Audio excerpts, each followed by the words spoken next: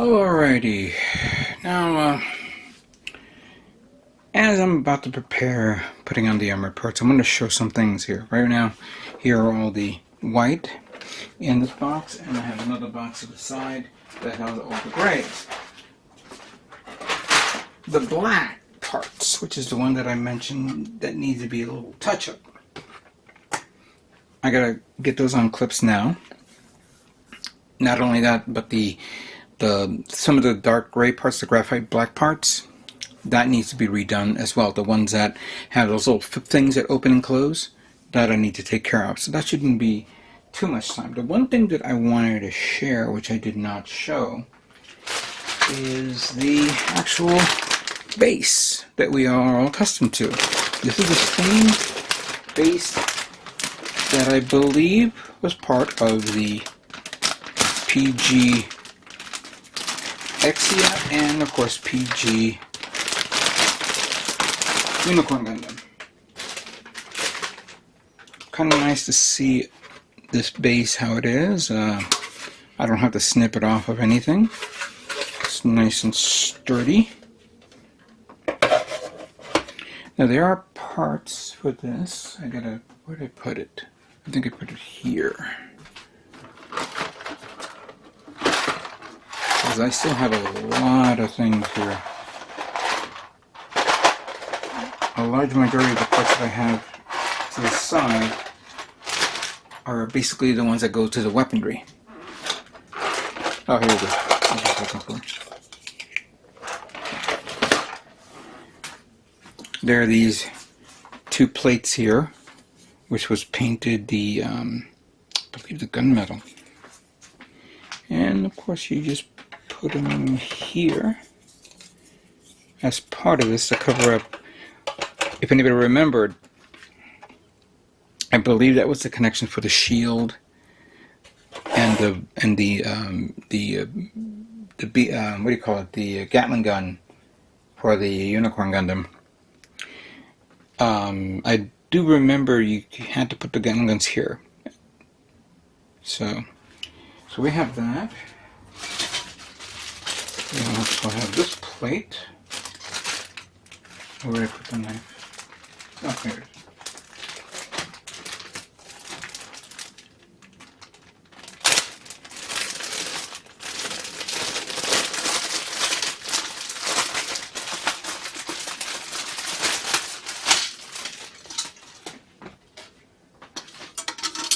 This one's starting to come off. Like that. And put that right there. Wait a minute. Ooh, there's a little bit.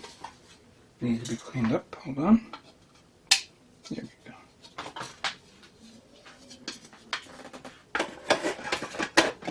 It goes there. For those who don't know, if you had the battery pack and the wiring going up, you put this there so you can hit the button to turn it on and off. But it will be put on this way. And you know what? This is great for storage. We have the leftover hands here. Here are the finger joint hands for the holding up the gun. So I'm going to put it there. That way I know where it is. And I think finally the last part is actually the actual connection to this. It's undergated.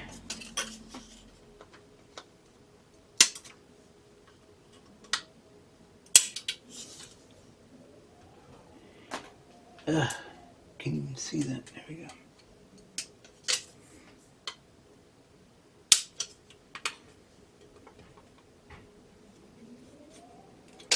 By the way, it's very, very, very windy outside. So, okay, this one I gotta cut normally and then cut to the side. Sometimes you gotta do that. It is a shame that I don't have the lighting set up for this. The cost of the lighting doesn't unfortunately, it does not make sense for me. And I thought I was able to figure out the lighting itself with this kit, which is a bit of a bummer for me. I will say that it's more my fault for not maybe doing a little bit more research.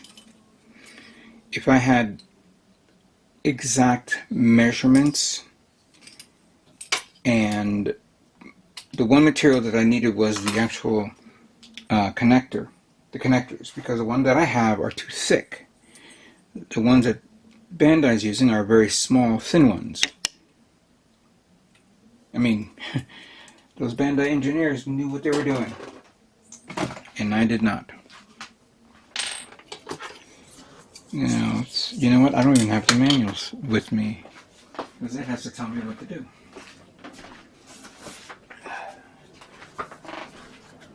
Take a look at this again,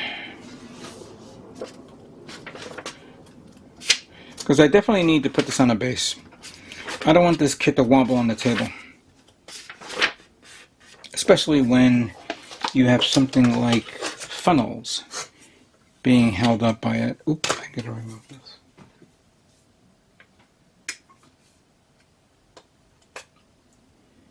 Alright, that's good. That's fine.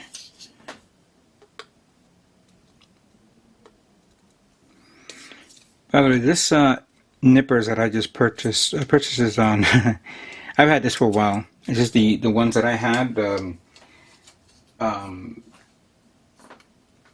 well, okay, so let's talk about that. I need to buy new nippers. Let's just say that. I had my Gundam Planet nippers for a long time, but the spring fell off, and it won't go back and forth. I could probably cannibalize the spring. Even though this is sharp, it's not. There is a gap. I don't know if maybe I should. Oh yeah, I didn't even notice that there is a gap there. So the tip here is good to cut off, but if you go to the edges, it won't. That's something I may have to go in and maybe I could sand it down. That'd be a good idea. Alright, so this, we take this, we put that there. We take this, put that there. This one goes all the way. Wait, this doesn't look like this. This is different. I know it is that way. Just the way it looks is different. Wow. Hold on a second. Did I? Oh, that's right. Not this one. Oh, wait a minute. Alright, so I forgot that I painted this. Because this one's actually from the original plate, I guess, to use on the other kits, but this one you need it because it's a little taller. I was like looking at the design and it doesn't match this. But I'm going to put that there. I'm going to repaint the whole thing anyway.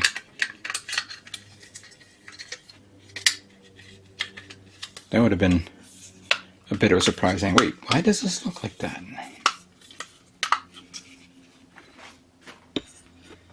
Let me just...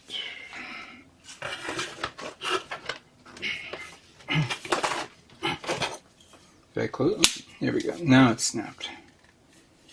And then there's a canal here.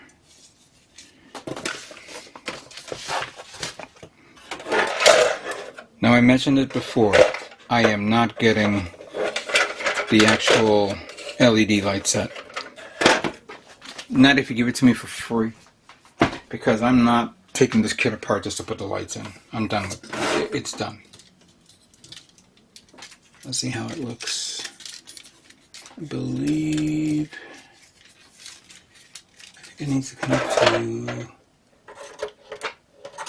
where?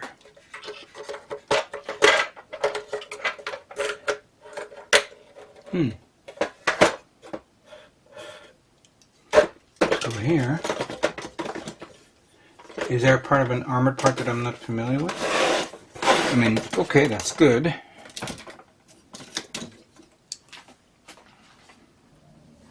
Alright, so I thought I had primer in can. This is actually primer, but I don't think this is enough. So what I probably end up doing is going to Gundam Planet, get a can of primer, prime it, get that done, then I'll come back here and spray paint it, you know, normally. Or maybe get a can of, you know what, many people saying, don't you use cans? And it's kind of difficult to do it in a small apartment. Outside, fine, but not on inside, because it's very difficult. Especially if you have a very big spray booth, which even though mine's big, it's not big enough. To prime it with a spray can is very difficult. That's why you need airbrushes, because it's a lot easier. But it's also depending on the spacing of your room, if it's easier to do in your workspace. So for that, I'm gonna need to go and take this outside. Hell, I could probably go to Gundam Planet, because they have spray booths there. I can use ask them, hey, can I borrow this for an hour or so? I can rent it and do that right over there. Hey, you know what? That's a good idea. Yeah, right now I'm just priming this using the standard surface primer fine.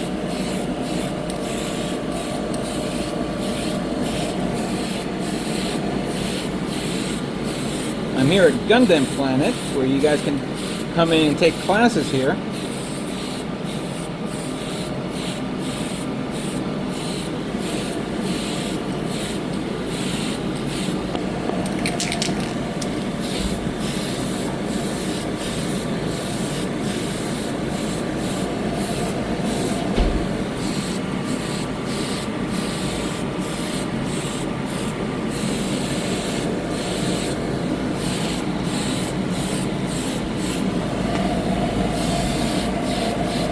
Even though I just painted that, I'm going to repaint it again.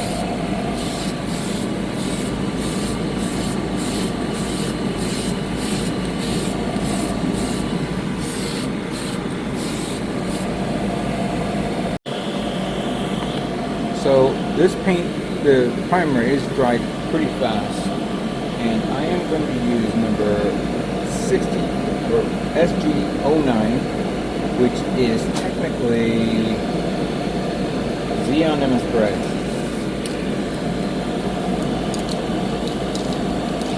I'm going to use that as the base color code.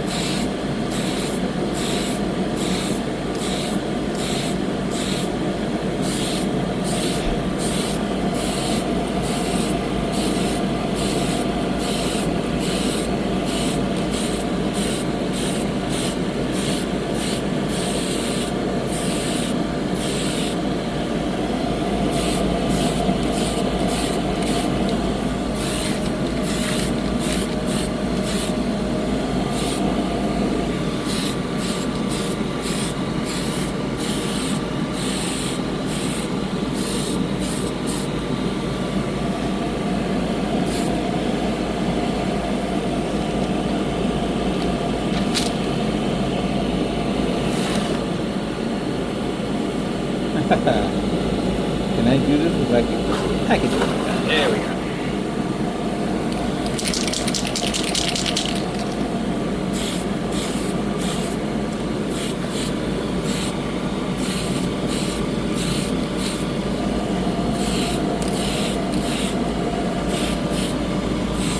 I have completely forgot how well spray cans will work with good coverage.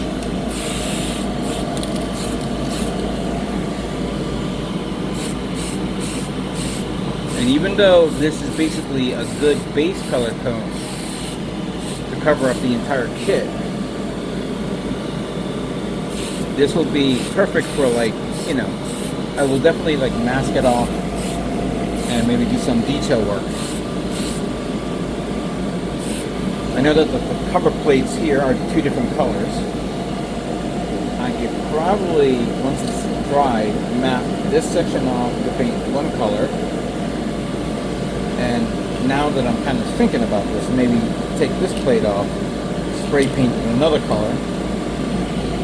There's not much of detail separation here on this section here, but I think this is good. I'm going to give it a moment to dry, respray paint it again to give it a second layer coat. And then I'm going to go back, of course, home and continue on with the assembly.